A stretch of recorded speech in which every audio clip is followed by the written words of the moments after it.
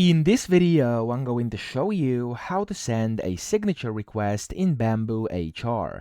Now to do this, first you want to go over here on the left and you want to click on Files, which is this button over here on the left. So you want to go to Files, and then from here you want to click on Signature Templates. Now of course you can upload your own file if you do have one, but for me here I have some preview sample data as said over here in the top right, so I do have some of them in here already.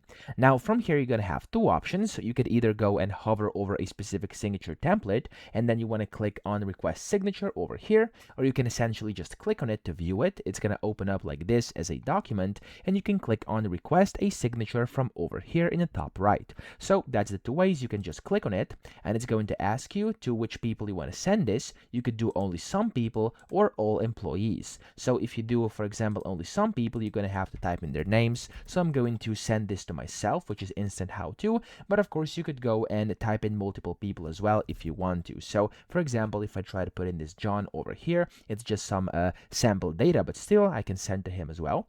And then over here I can go and select the message to signers. If you want to take a moment, you can select of course over here and type in your own message, but by default it's going to be this one you're reading over here.